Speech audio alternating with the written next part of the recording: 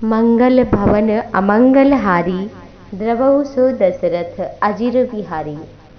आइए जानते हैं आज के इस वीडियो में कि दाम्पत्य जीवन में रामचरितमानस रामायण के अनुसार क्या करना चाहिए।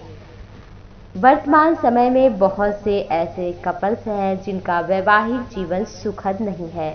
शादी के बाद में छोटे छोटे वाद विवाद पर बड़ी बड़ी बातें हो जाना और जीवन एक नरक के समान बन जाता है। तो किस तरह से क्या करना चाहिए, रामायण की ये 7 बातें श्री राम सीता के जीवन में देखने को मिलती हैं। तो चलिए जानते हैं वो कौन सी बातें हैं। संयम यानी कि समय समय पर उठने वाली मानसिक उत्तेजना जैसे कि काम वासना, क्रोध, लोभ, अहंकार, मोह आदि पर नियंत्रण होना। राम सीता ने अपना संपूर्ण दाम्पत्य बहुत ही संयम और प्रेम के साथ में बिताया।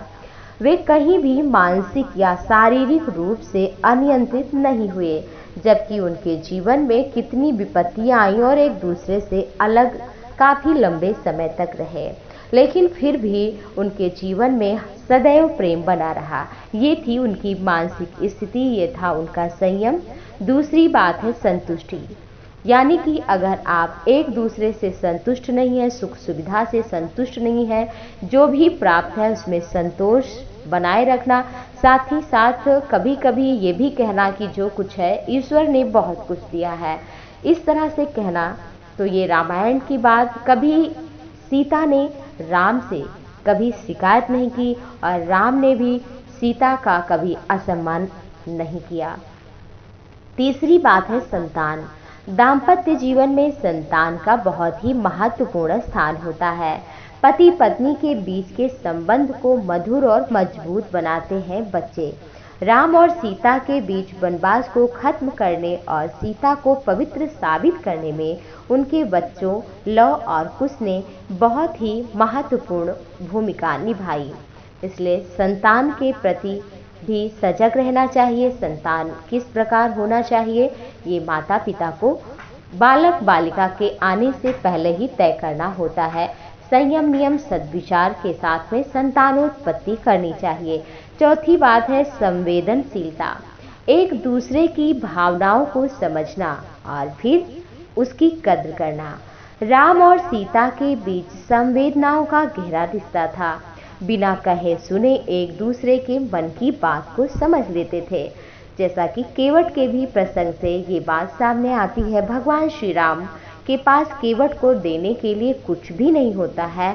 माता सीता ने उनके मन की बात को समझ लिया और अपने हाथ में पहनी हुई मणि की मुद्रिका प्रेम से अपने पति को निकाल कर दे दिया, जबकि बिना कुछ कहे हुए ये नहीं कहा कि हमारे पास ये अंगूठी है, हमारे पास कुछ नहीं है। लेकिन राम जी संकुचित हुए और सीता ने उनके संकोच को दूर किया। तो पति पत्नी के बीच में ये बातें भी महत्वपूर्ण होती हैं। पांचवी बात है संकल्प, अपने वैवाहिक जीवन को धर्म संबंध के समान अच्छी तरह से निभाने के लिए संकल्प अवश्य ही लेना चाहिए और समझदारी के साथ में जीवन को बिताना चाहिए। छठी बात है शारीरिक, आर्थिक और मानसिक मजबूती। दाम्पत्य जीवन वैवाहिक जीवन को सफल और खुशहाल बनाने के लिए पति पत्नी दोनों को शारीरिक, आर्थिक, मानसिक रूप से मेहनत करना चाहिए। ये अति ही आवश्यक है। सातवीं बात है समर्पण। दाम्पत्य जीवन में पति पत्नी को एक दूसरे के लिए संपूर्ण समर्पण और त्याग करना चाहिए। एक दूसरे के लिए अपनी कुछ इच्छाओं का त्याग जरूर करना चाहिए। समझौता कर लेना दाम्पत्य जीवन को मधुर बनाए रखने के लिए सबसे महत्वपूर्ण बात होती है। वैवाहिक जीवन में खुशियां आए ये सामान पर ही निर्भर नहीं होता, आर्थिक स्थिति अच्छी हो इस पर ही निर्भर नहीं करता। जबकि हमारे शास्त्रों में राम सीता के चरित्र से ये देखने को मिलता है कि वो जंगल में रहकर, साथ में रहकर, पर्णकुटी में रहकर के कितने खुश थे, क्योंकि उनके जीवन में त्याग था, समर्पण था, संयम था, सद्विचार था और सभी के प्रति दया थी और अपने कर्तव्य पालन का उन्हें ज्ञान भी था। अगर श्री राम और सीता के समान कोई दाम्पत्य जीवन में उनके चरित्र को अपनाएगा तो उसके जीवन में सदैव ही मधुर संबंध बने रहेंगे। तो आप सभी भी इन छोटी छोटी बातों का ख्याल रखें और मानव जीवन को, अपने वैवाहिक जीवन को, अपने घर को खुशियों से भरें। जय श्री हरि।